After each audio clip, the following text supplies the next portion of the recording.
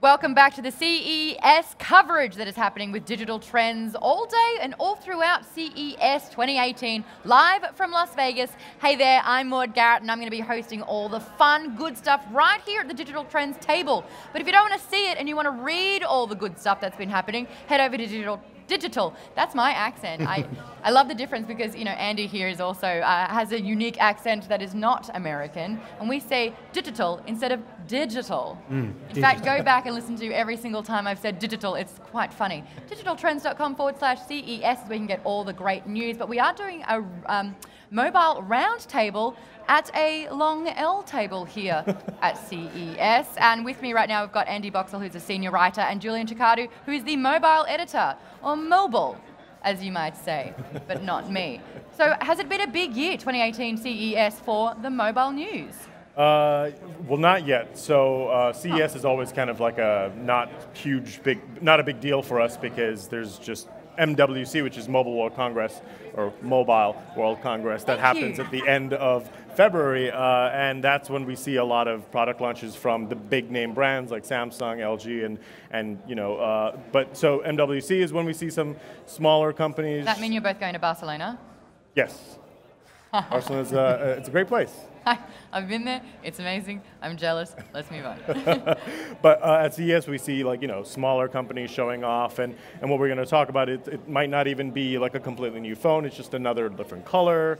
And wearables, there are some interesting stuff that happen at CES as well. But again, it's not a huge show for mobile and wearables in general. But there was big news that kind of rocked the mobile division with Huawei. Now, this is a Chinese company, I believe, that wanted to go hard. They had a partnership with AT&T, but then big news, big things happened. Yes, there's a lot of, you know, it's been reported, and there's no concrete confirmations and stuff, but essentially the idea was that this phone right here, Huawei, is a Chinese company. Huawei was supposed to, or it was rumored and reported that Huawei was going to be launching in the US on AT&T, which is a big deal. So you can actually buy Huawei phones right now on Amazon and online retailers, but, you know, in the US, everyone buys their phone through a mobile carrier, and so having Huawei come on a huge carrier like AT&T is a big deal, and that was going to be the major announcement sort of CES. And at the last minute, some dramatic changes happened, and AT&T reportedly backed out of the deal. No real concrete reason or why was given. And you know, Richard Yu, the CEO of Huawei Mobile Business Group, basically said that it's a loss for consumers, it's a loss for Huawei, and it's a loss for carriers in the US. The timing couldn't have been worse either. No, it couldn't. But there is a silver lining slightly, because as we were talking about earlier before we came on, all good press. Every bit of press is good. You can actually buy the phone in the US. It's not a dead deal. You can go to Amazon, you can go to Best Buy, you can go wherever, you can actually pick up the phone. You just have to buy it unlocked. So you can't buy it through a carrier. So it's still good news in the fact that it's there. Right. Do you really think this isn't a negative impact on the brand? Well, so they're kind of, I like the way they're kind of going at it now, because obviously they have to do a complete 180, and they actually ended up paying a lot of money for this whole marketing strategy in the US, where they're doing digital ads, radio ads, TV ads, and all this just to get, and now they're sort of spinning it as if this year we're going to introduce the American consumer to the Huawei brand, and part of that is sort of teasing or telling people how to pronounce Huawei, and they have these ads out there that say Huawei, which I'm not sure is the best way to teach people to say, because now I'm going to say Huawei, you know, which should have been, they've done a Huawei, because they've done a 180, yeah. Huawei. There you go. They can take it or leave it. Probably leave it. Well, so the good thing about that whole thing is that you can still buy it in the US, and we actually gave this a runner-up in our best smartphone last year, because it was announced in December. And you know, it's a great phone, and people can buy it. And that's what another thing I wanted to talk about is that people probably maybe should start buying phones unlocked rather than through their carriers, because you don't need to be tied to a carrier. You don't need to be tied to any type of contract. A lot of places now offer, you know, payment plans, so you can just do the same thing as you're doing with the carrier. Just pay a couple bucks a month, and there's no real reason to buy a phone from your carrier. It's just that that's the system. You know, the system. Yeah, exactly. There's also a good deal on this at the moment because it's $800. Right. if you buy it, but for a limited amount of time, depending on which retailer you buy it from, you get a $150 rebate. Wow. So you get it from Amazon, you get a $150 Amazon voucher to spend afterwards. So it is kind of worth getting because of that. It's slightly reduced in the same way that you would get through a carrier. But I mean, this is on the level of all the other flagships from last year, from Samsung, iPhone 10, all these other phones that are all great, and to be able to get that at a slightly reduced price with a nice little rebate is good. It is disappointing because I would really, it's just exciting for a good phone company that makes good phones to suddenly, you kind of like rooting a little for the underdog. They are the underdog in the US. They're actually a huge deal in China. They're like, what, the number 2 or 3 smartphone producer in China. So 3 in the world. 3 in the world. There you Wow. go. So, and they sell phones all over the country, or not all over the country, all over the world, and being a staple in a carrier would have been nice, but maybe They have carrier deals in the UK, so. Well, I mean, it says a lot that it's a phone that only came out in December and it's still got the runner-up of an award, so that's pretty good. Speaking of awards, let's talk about the Vivo award-winning technology, and you've got it here so you can actually show us about the, was it the glass, under glass? Yeah, so traditionally, at the moment, how you unlock a phone is with the fingerprint sensor, which is either on the back or on the side or in a home button here. That's not going to be the case next year. And it's not going to be the case on this. This is the first fully working example of an in-display fingerprint sensor that we've seen. It uses technology by a company called Synaptics. And if you followed mobile news over the last year, you'll have read about Samsung and Apple trying to do exactly the same. Well, it doesn't have to because it's here. The fingerprint sensor is in the display. So there's no button, there's no fingerprint sensor on the back. And how it works is so simple. You put your fingerprint there and it unlocks the phone. Super fast, there's no mess on the phone. It makes a really big deal out of these bezel-less screens. And you can probably see this is the best part. Tap the screen, I can't see, and you get a really awesome little effect. Let's just do that again. We love that. It looks so cool. And the real thing about this is that what it sort of means for the general trends of this year is that, yeah, it's cool that we have an under-glass fingerprint sensor, but what it allows for is a more of a bezel-less design. And that's something that happened last year. A lot of these phones, like the Galaxy S8, the LG G6, LG V30, all were shrinking the bezels around the phones. And this now sort of helps even further by getting rid of that fingerprint sensor slot, so you can truly have a bezel-less phone perhaps. It's going to change smartphone design, I think, maybe this year or next year. And it's really cool technology that is something that you should look forward to this year. In saying that, though, it sounds like the fingerprint technology is something that we will consistently see. We're not going to move on from that anytime soon? Well, we've already half moved on with a move into Face Unlock for Apple, but there's a possibility that they only added that in because they couldn't do the in-display fingerprint sensor and we didn't get Touch ID that way. We got the reliance on Face Unlock. It is cool technology. We'll probably get to see a mix and we'll have both Face Unlock and an in-display fingerprint unlock. Right, because I mean, as cool as Face ID is and Face Unlock is, I think I prefer touch screen. You're not alone. Chris DeGraw right now in the comment on YouTube just said, nope, fingerprint is much greater and better than face scanning. It's just faster. You can unlock it right in your pocket and bring it out right there. And you can't unlock Face Unlock iPhones in the dark. You can with that. That's a good point. I love that this is the award-winning. I know that you've said all the good things about why this is the case, but what was it up against? Like, what was the buttonless fingerprint up against? Well, because there weren't masses of large name phones released here, we were looking at little smaller releases, color changes, and some phones such as the Honor 7X. The competition wasn't large, but it's really exciting that this came along because it's exactly what we look for in awards. It's transformative tech that's going to influence the industry over the coming year. So actually, even if there had have been a bigger name smartphone, there's a chance it still would have won. Yeah, okay. That's cool. Let's move on. Is it the new Sony range that we're talking about now? We don't have them here, but Sony announced a couple of mid-range handsets, the XA2 Ultra, the XA2, and the L2. Not gonna lie, I'm not a fan of their naming systems because I actually forgot it's actually the Sony Xperia XA2 Ultra. Yeah, I nearly forgot that a little bit right there. So there's just, it's a very confusing, because that's just one line, and then last year they had the XZ1, they had the Xperia XZ1 Compact. It's confusing, but anyway, the latest ones are mid-range phones and budget phones. They have a slight redesign in the sense that they reduced the bezels around the screen a little bit. The most important change, though, for US customers is that this is the first time, I wouldn't say first time, but this is first time in recent memory that Sony has activated the fingerprint sensor for their US devices. Hey. For some reason, they've had fingerprint sensors on their phones. It's just that when it comes to the US, they've always said, we don't want to activate the fingerprint sensor for business decisions.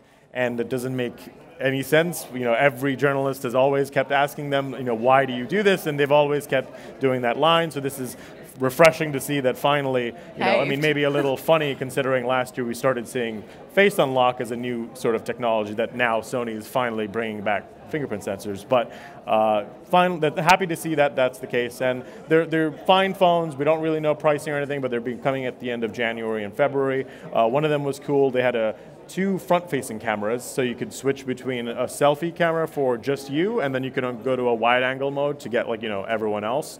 And it could also do this thing. It had slow sync flash, or is it soft sync? I think flash? it's slow sync flash. But the idea is that Sony problems with names. Who knows? Well, the idea is that when you're in a club or in a dark environment, maybe you want to take a selfie, not just of you. Well, traditionally when you take a selfie in a club, it's just going to light up you with the flash, right? And everything else behind you is going to be dark. This slow sync flash was kind of cool because it lit up the person and it also lit up the background, so you can actually, in dark environments, take a selfie that is maybe worth sharing instead of just being your face. Shows the environment as well as you. Shows what you're doing, shows what's around you. So Sony's in the ballpark with good phones then? Yeah, they've always had solid phones. It's just that they haven't really had a redesign of their phones for a long time, and hopefully they will see more of that this year when they announce their higher end models. But fingerprint sensor is a good start. The next phone, I feel like it was a forgotten brand. It peaked really quickly and then it kind of disappeared for a bit. Blackberry, what are they up to? Blackberry had an interesting sort of comeback last year. Last year they announced this phone. It's the Blackberry Key 1, and it's obviously it has a physical keyboard, and might be scratching your head, why does anyone want a physical keyboard? But surprisingly, a lot of people do. And let me just say, I predicted the future and said, Andy, this will be very popular. And Andy was like, I'm wrong. I'm wrong. Yeah. But Andy has also now seen the light, and he has been impressed with what BlackBerry's been doing, and it's been popular. So this exact version is a bronze edition that they announced at CES. So essentially it's just a different color scheme, bronze and black. It looks great, and now available in more markets is what they're saying. And there is one little special thing about that, is that it's dual SIM. Yes. Because it's being launched in the UK, bits of Asia, bits of Europe, and Middle East. Dual SIM's a big deal. Right. So they're pushing this further into new markets. And the phone was initially meant to be sold in 15 different countries or markets around the world. It's done so well, it's sold in 50. That's everybody seems to want. And they just keyboard. Also started open. It's been so surprising to them that they're still launching in markets. Like just 3 weeks ago, they said that they launched a new market, and that's just how popular it's been. And of course, for people who might not know, it's an Android phone. They sort of switched to Android 2 or 3 years ago, I believe, and so now this is an Android phone with a physical keyboard. So you get the same old apps, and that was sort of what led to BlackBerry's fall a while ago, is that they weren't really keeping up with all the apps, and the Android had a bunch of apps, and of course the Apple Store, App Store had a bunch of apps as well. But now they switched to Android, so they have the apps. Now they have the same focus on privacy, on security and privacy, as well as battery life and a physical keyboard. And BlackBerry also announced that they're bringing their full touchscreen phone to the US, the Motion. Yes. That was going to be $400, is that right? I believe so. $450 or $400, I can't remember. But quite soon, but it's no keyboard, right. full touchscreen. So yeah, if you still want to have the BlackBerry brand, you don't have to go with a physical keyboard. They also do sell different devices with. Why do you think it is so popular? Like I know that neither of my parents have a mobile device. Is this like the introductory level for some people that aren't so familiar with a smartphone? Or people just like to click, click, click? I think it's a bit of that they like to, use the physical keyboard, but I think a lot of it is, everyone knew this brand. This was such a huge player back in the day in the mobile industry. And the fact that they're sort of back, last year we saw a lot of nostalgia tech almost, and I felt like that also helped. Like Nokia was coming back too. So I just think it's a bit of that, and the fact that it's a good product. Fantastic. Let's move it on to the Honor phone, or Honor, as it might help some people, because Honor sounds like a very different word. Tell us about the phone. So this is the Honor 7X, and it was announced actually very end of December. It was like the last week of December. But in the US, they've introduced this, which is their lava red or something like that. But it's for Valentine's Day, which is really quite cute.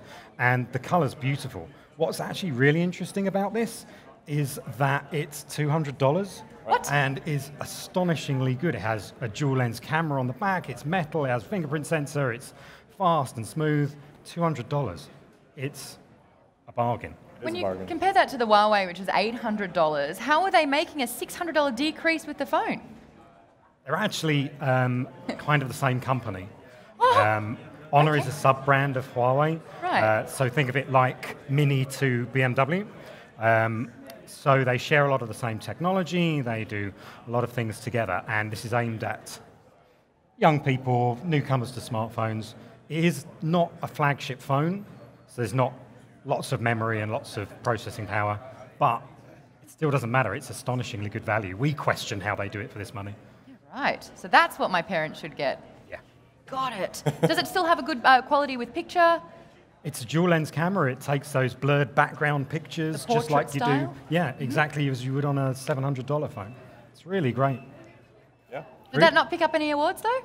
Well, if you go to digitaltrends.com, you will see that in our best budget phones, it is our current pick for best $200 phone, because we price it out at different levels of pricing. So it's currently our winner for the best $200 phone, and it's amazing what they really packed into this phone, and I don't really understand how it's $200 actually. So right. Well, to wrap things up, I know you wanted to touch on the Samsung Galaxy S9 that we didn't see at CES, but it was mentioned. Yes. So the Galaxy S9 was actually, there was a rumor floating around that it might show up here at a Samsung event, but DJ Ko, the Samsung mobile chief, actually confirmed it essentially that the Galaxy S9 is going to be launching at Mobile World Congress. So that is something great to look forward to, because traditionally, or in the past few years, they've been holding this separate little thing. So it's kind of nice to just be under one roof when everyone else is announcing their own products. And that's also going to be a very interesting phone to look forward to this year. And you explored wearables as well at CES?